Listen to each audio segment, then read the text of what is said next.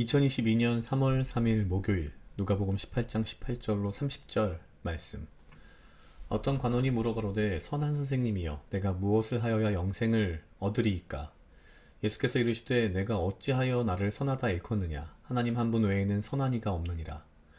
내가 계명을 하나니 간음하지 말라, 살인하지 말라, 도적질하지 말라, 거짓 증거하지 말라, 내 부모를 공경하라 하였느니라.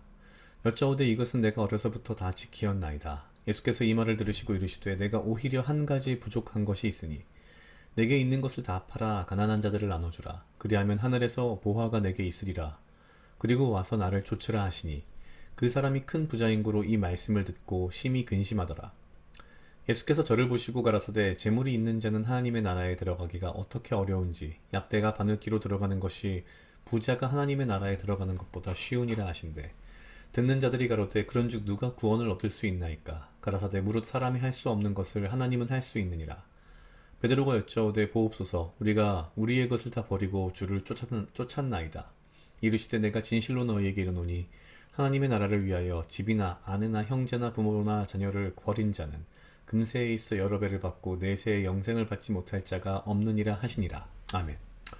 오늘 누가복음 18장 18절로 30절 말씀입니다. 우리가 잘 알고 있는 부자 관원, 부자 청년의 이야기입니다. 일단 어떤 관원이라고 되어 있는데요. 어떤 청년이 이제 예수님께 묻습니다. 근데 굉장히 특이한 호칭을 사용합니다. 가로되 선한 선생님이여 라는 말을 씁니다. 사실 선한이라는 이 용어는요. 뒤에서 예수님께서 되묻긴 하십니다만 원래 유대인들에게 있어서 하나님이나 율법에만 사용할 수 있는 말입니다. 어떻게 보면 이 젊은 청년은 예수님이 어쩌면 뭐랄까요 하나님이나 율법과 같은 수준에 있다는 걸 알고 있는 것 같기도 한데 근데 문제는 선한 선생님이라고 표현합니다. 선생님, 그러니까 랍비인 거죠. 랍비. 그러니까 어떻게 보면은 다시 뒤집어서 말하면 약간 예수님을 낮춰 말한 느낌도 분명히 있습니다. 예수님께서는 아마 그런 이중적인 어떤 의미를 아셨기 때문에 그러신지 어찌하여 나를 선하다 일컫느냐라고 되물으시면서 하나님 한 분 외에는 선한 이가 없다라고 말씀하십니다. 굉장히 이 젊은 청년이 어떤 사람인지 정확하게 알긴 어렵습니다만 글쎄요, 정말 이 사람이 이 이후에 나오는 것처럼 계명들을 모두 다 잘 지키는 사람이었는지 아닌지는 알 수 없지만 일반적으로 보았을 때 이것은 좀 약간 불가능한 얘기일 가능성이 상당히 높습니다. 어찌 보면 20절에서 이제 예수님께서 이제 말씀을 하십니다. 계명을 안 하니 간음하지 말라, 살인하지 말라, 도적질하지 말라, 거짓 증거하지 말라, 내 부모를 공경하라 하였느니라 라고 딱 말을 하니까 21절 여짜오되 그것은 내가 어려서부터 다 지키었나이다 라고 말을 하죠. 그러니까 한편으로 보면은요 조금 이 친구는 이 두 가지로 볼 수 있는데 굉장히 교만한 친구일 수도 있고요. 사실 다른 한편으로는 뭐 나름대로 굉장히 계명을 지키려 노력하는 사람이지만 그런 청년이지만 이 친구의 그 질문과 대답을 가만히 들어보고 나중에 그 반응을 보면 뭔가 굉장히 위축돼 있고 공허한 사람이라는 느낌을 굉장히 많이 받습니다.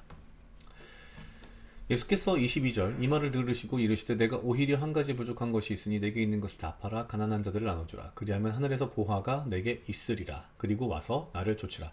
사실 이제 이 이후의 말씀들을 이해하는 데 있어서 굉장히 좀 조심스러운 부분들은 있습니다. 왜냐하면 이게 자칫 잘못 이해하면 우리가 뭐 가족이고 친구가 아니죠. 뭐 사실 뭐 가족이고 뭐고 다 버리고 들어가서 뭐 이렇게 이해할 수 있는데 그런 건 아니고요. 중요한 건 하나님께서 예수님께서 지금 말씀하시는 핵심은 이 청년의 어찌 보면은 뭐랄까요 순수함 그리고 솔직함 그리고 죄 앞에서의 어떤 회개 이런 것과 관련이 있을 가능성은 일단 굉장히 크다고 보여집니다. 왜냐면 이 앞에서 하신 말씀들이 그런 이야기들의 연장선상에서 본다면 그렇게 이해할 수 있는 거죠. 이 친구는 굉장히 부자이면서 그리고 계명을 지키려고 노력하는 사람이었습니다. 그러면서 동시에 굉장히 무언가 부자이긴 하지만 마음의 공허함이 분명히 있었던 사람인 것 같습니다. 그래서 예수님께 찾아와서 어떻게 해야 영생을 얻을 수 있습니까? 라는 질문을 하는 거죠. 그러니까 어찌 보면 자기가 부자이고 뭐 계명도 다 지키고 뭐 율법도 지키고 하지만 뭔가 불안한 겁니다. 그리고 공허함이 있는 거죠. 그러니 내가 뭔가 더 지켜야 하는 것이 있는가라는 생각을 가지고서 지금 묻는 겁니다. 그런데 예수님께서는 전혀 다른 이 젊은 청년의 그 공허함의 원인, 그리고 이 청년이 가지고 있는 잘못된 생각의 원인을 짚으시는 거죠. 계명을 지키는 것이 사실 아니라, 중요한 게 아니라, 어떻게 보면 이 친구에게 중요한 것은 지금 우리가 말하는 이 앞에 있는 계명은요, 어떻게 보면은 물론 하나님의 말씀을 그대로 잘 지키는 것이고 굉장히 우리가 해야만 하는 중요한 것이긴 하지만, 전체적으로 율법이나 기본적으로 이 원래 구약에서 하던 이야기의 연장선상에서 보아도 이 유대인들이 잘못 이해하고 있는 핵심은 하나님을 공경하고 하나님을 사랑하고 내 이웃을 내 몸과 같이 사랑하라는 이 말씀의 어떤 근간에 비추어 볼 때 사실 굉장히 소극적인 거죠. 예수님께서도 어찌 보면 그 부분을 지적을 하시는 게 아닌가라는 생각이 듭니다. 하나님을 사랑하고 내 이웃을 내 몸과 같이 사랑하라라는 말씀을 하시는 건데, 그거를 이 청년의 입장에서 말하는 거죠. 그러니까 결국에는 자기가 무엇을 사랑하는가, 정말 하나님을 사랑하고 내 이웃을 내 몸과 같이 사랑하는가 라는 거에 대한 질문을 반대로 던지신 겁니다. 네가 가진 너의 재물을 다 팔아서 가난한 자들에게 나눠줘라. 왜냐면 이 젊은 청년은 사실 알고 보면 재물을 사랑하고 있는 사람인 거죠. 그러니까 재물을 사랑하는 사람이 하나님을 사랑하고 내 이웃을 내 몸과 같이 사랑할 수 없다라는 걸 아시고 이렇게 말씀을 하신 거라고 저는 나름대로 생각을 합니다. 어찌됐거나 이 말을 듣고 부자가 굉장히 근심하면서 돌아갑니다. 그리고 예수님께서 이런 이제 비유의 유명한 말씀을 하시죠. 약대가 바늘기로 들어가는 것이 부자가 하나님 나라에 들어가는 것보다 쉽다. 여러 가지 설명이 있습니다만, 뭐 바늘귀라고 하는 게 이제 흔히 예루살렘에 들어가는 그 성문 중에 사람 한 명이 간신히 들어갈 만한 그 문의 한 이름이 바늘귀문이라는 문이 있었다고 합니다. 그래서 그 문에 낙타가 들어가는 게 어렵다라는 이제 뜻으로 해석할 수도 있고요. 정반대로 약대라고 지금 되어 있는 이 단어가 사실 발음상 가만히 보면은 그 이 배에서 사용하는 그 이 선박용 밧줄 하고 발음이 뭐 똑같답니다. 그러니까 무슨 말이냐면은 두꺼운 그 선박용 밧줄을 바늘 코에 집어넣는 게 불가능하듯이 이제 그렇게 이제 비유를 한 거다라고 보기도 합니다. 뭐 어찌됐든지 간에 부자가 하나님 나라에 들어가는 것이 어렵다 이 말씀을 하시는데, 사실 꼭 부자가의 문제라기보다는요, 사실 앞에서 회개의 문제라든지 이런 것들을 쭉 말씀하신 것들을 본다면, 과연 결국에 우리가 무엇을 사랑하느냐, 하나님을 사랑하고 내 이웃을 내 몸과 같이 사랑하는 그 마음이 정말 있느냐에 대한 질문을 하시는 거죠. 꼭 부자가 아니더라도, 그렇죠. 부자가 아니더라도 사실 누구나 재물을 사랑할 수는 있습니다. 그렇죠.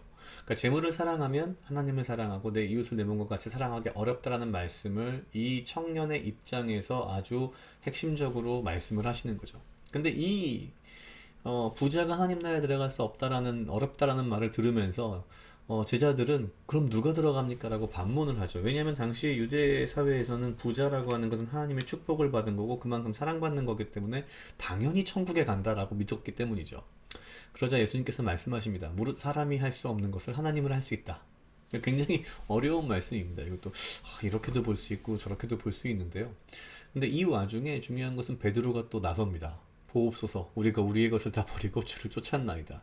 사실 베드로도 지금 굉장히 착각하고 있는 상황인 겁니다. 왜냐하면 이때까지만 해도 베드로를 포함한 예수님의 제자들, 예수님을 따르는 그 많은 무리들은 예수님이 예루살렘에 가셔서 새로운 나라를 세우시고 로마를 몰아내고 뭐 그런 것들을 상상을 했던 거죠. 그래서 자기들이 그 나라에서 굉장히 높은 자리에 올라가고 권력을 가지고 뭐 부자가 되고 등등등등등. 그러니까 베드로는 이 말씀을 듣자마자 저 사람은 돈이 많아서 그걸 다 버리고 하나님을 쫓아오지 못했지만 보옵소서, 우리가 우리의 것을 다 버리고 주를 쫓았나이다 라고 이제 굉장히 자랑스럽게 이야기하는, 뭐 물론 예수님께서 그렇다고 해서 이것을 막 뭐라고 하시지는 않습니다만, 그 이후에 사실 이 모습 자체는 어찌 보면 아직도 뭐랄까요, 이중적인 의미들이 있는 거죠. 그렇죠. 이 자체로 본다면은 분명히 예수님을 사랑하고 자기의 것을 버리고 예수님을 쫓은 것은 굉장히 칭찬을 받을 만한 일이지만, 또한 동시에 베드로가 굉장히 지금 오해를 뭔가 하고 있다는 것을 우리는 알 수 있습니다. 결국 오늘 말씀을 통해서 주시는 말씀은 그런 것 같습니다. 네가 지금 무엇을 사랑하느냐? 살면서 참 많은 것들을 사랑하게 됩니다. 인간이기 때문에 그쵸? 오늘 등장하는 이 청년처럼 재물에 대한 사랑이 분명히 있을 수 있고요. 권력에 대한 사랑, 명예에 대한 사랑, 혹은 가족 중에서도 자녀에 대한 어떤 사랑, 여러 가지 이것이 있을 수 있습니다. 그것이 잘못되었다, 잘 되었다의 문제가 아니라 그 모든 것들이 어찌 보면 하나님보다 우선된다거나 하나님의 계명보다 우선된다거나 혹은 이런 것들이 문제가 된다라는 것을 예수님께서는 사실 말씀하시는 것이 아닌가라는 생각이 들면서 이 하루도 좀 여러 가지 생각을 좀 하면서 내가 과연 무엇을 사랑하며 살고 있는가에 대한 고민을 좀 해보는 그런 말씀이었던 것 같습니다. 각자 약 2분 정도 묵상하시겠습니다.